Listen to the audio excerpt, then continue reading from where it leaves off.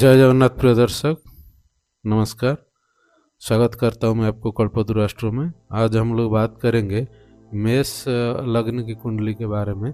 2026 का रिजल्ट कैसा रहेगा, इसमें हम लोग चार चीज़ के ऊपर बात करेंगे। एक हो गया आपका स्वास्थ्य, एक हो गया आपका कैरियर, और एक हो गया आपका बिजनेस, और एक हो गया आपका आर्थिक स्थिति मतलब फाइनेंस।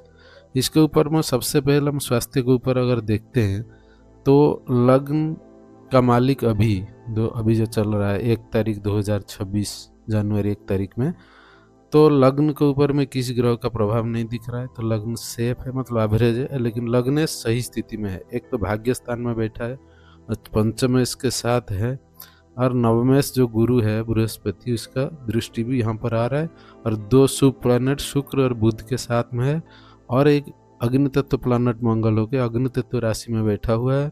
उसको एक अग्नि तत्व ग्रह सूर्य का साथ भी मिल रहा है। मतलब 3 त्रिकोण का संपर्क एक त्रिकोण में आ रहा है। इसका मतलब क्या है ना, आपका हेल्थ, आपका फाइनेंशियल स्थिति, क्योंकि दूसरा लॉर्ड भी यहाँ पर है, सप्तम लॉर्ड भी है, तो कंपटीशन ये सब में आपके लिए अच्छा है। लेकिन मंगल हालांकि अस्त है, लेकिन मंगल का अस्त को यहाँ पर ज़्यादा ध्यान नहीं दिया जाता है, क्योंकि मंगल यहाँ पर मित्र के साथ है और अग्नि तत्व प्लैनेट के साथ है, सूर्य के साथ। इसका मतलब हेल्थ आपका लगभग ठीक रहेगा अप टू जनवरी 16 तारीख तक ये। फिर जनवरी 16 के बाद जब आपका लग्न उच्च का हो जाएगा मकर राशि में, तब भी आपका लगभग ठीक ठाक ही रहेगा, क्योंकि उच्चस्थ है।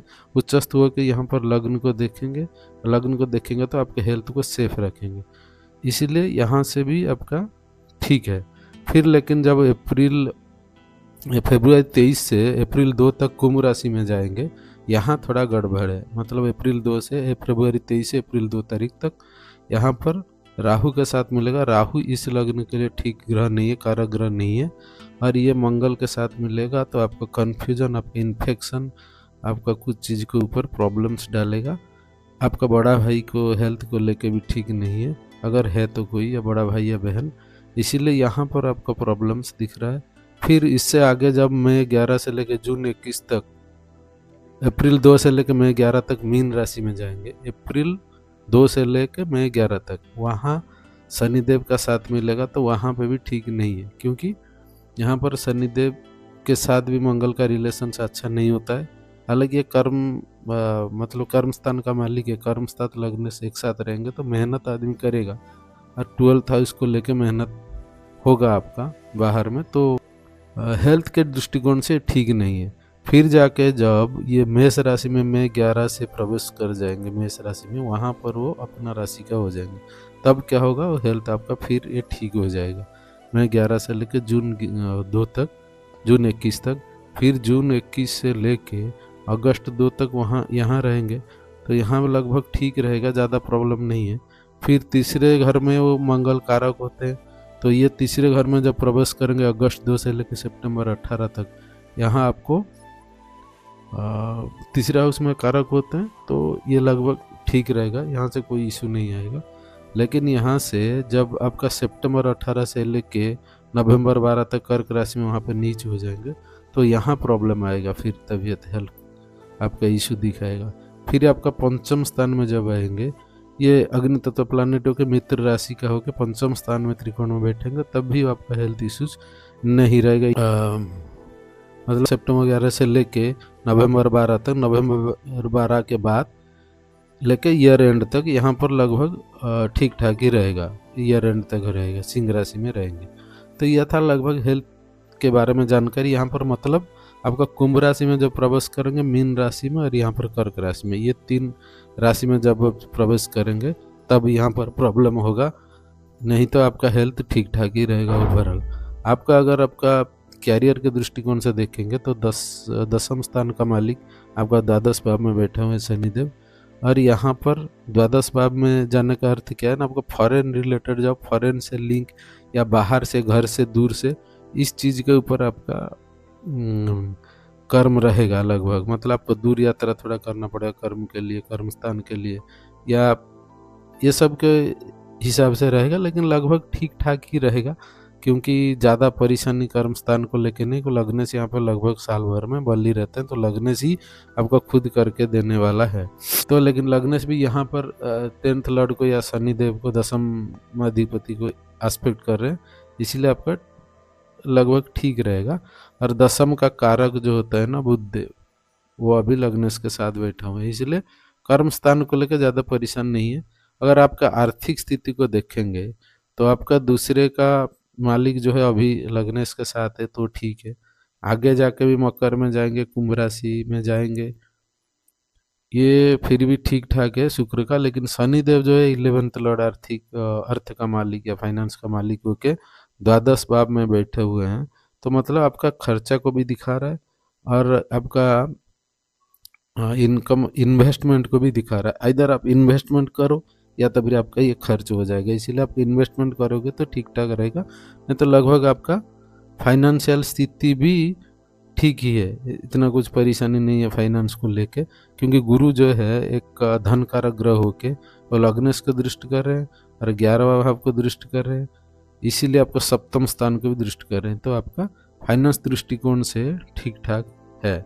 अभी साल के शुरू में चंद्रमा भी उच्चस्थ है दूसरे घर में, तो ये अर्थ को संचय को भी दिखा रहा है। लेकिन बिजनेस के दृष्टिकोण से देखेंगे तो सप्तम स्थान में अभी गुरु का दृष्टि आ रहा है, राहु का भी दृष्टि आ रहा है, इसलिए आपका जो बिजनेस भी ठीक ठाक ही रहेगा, ज़्यादा कुछ बिजनेस के ऊपर परेशानी नहीं है। लेकिन अभी आपका ज़्यादातर जो है 2-3 महीना हेल्थ को लेकर थोड़ा इशू है, नहीं तो फाइनेंशियल स्थिति और आपका जो क्या बोलते हैं आर्थिक स्थिति या आपका बिजनेस, ये लगभग ठीक ठाक ही साल भर में रहेगा, ज़्यादा परेशानी नहीं है।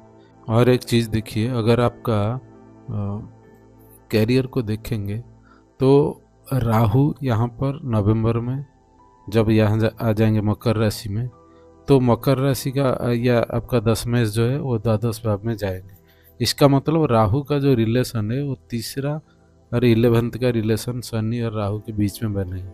इसका मतलब ये अच्छा है, पाप ग्रह 3, 6, 10, 11 में अच्छा रिजल्ट देते हैं, तो राहु शनि जब आपको आपस में 3, 11 बैठेंगे तो आप कर्म स्थान के लिए ठीक रहेगा।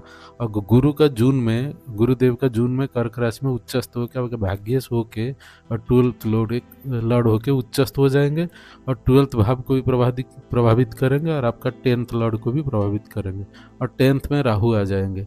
इसका मतलब कैरियर के लिए गोल्डन अपॉर्चुनिटीज़ का टाइम जून से बनेगा और नवंबर में और अच्छा हो जाएगा आपका कैरियर, क्योंकि नवंबर में जब राहु यहाँ आ जाएंगे, आपका दशम को और दशमेश को दोनों को गुरु प्रभावित करेंगे। भाग्यश होके चौथे भाव में जाके भाग्यश होके चौथे भाव में जाके और द्वादश भाव का भी मालिक होके आपका दशम को और दशमेश को, द्वादश को, चौथे भाव को और आपको अष्टम भाव को भी प्रभावित करेंगे। इसका मतलब गुरु की वजह से आपका बहुत कुछ फायदा होगा और इस टाइम में आपका घर में जान वाहन प्रॉपर्टी ये कुछ हो सकता है, ये सब का फायदा आपका कैरियर को लेके होगा और फाइनेंस का स्थिति भी बहुत अच्छा रहेगा।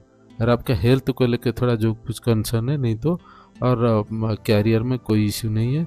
आर्थिक स्थिति भी ठीक हो जाएगा, क्योंकि यहाँ पर 11th लॉर्ड जो है 12th भाव में है ज़रूर, लेकिन यहाँ धन का ग्रह या भाग्य से दृष्टि हो जाएंगे, तो आपका इन्वेस्टमेंट कराएंगे, यहाँ पर लॉस नहीं करेंगे। और बिजनेस लाइन में अगर आप हैं तो आपका सप्तम स्थान के ऊपर में यहाँ पर किसी का भी दृष्टि नहीं आएगा इस टाइम। जनरली जो बड़े ग्रह है राहु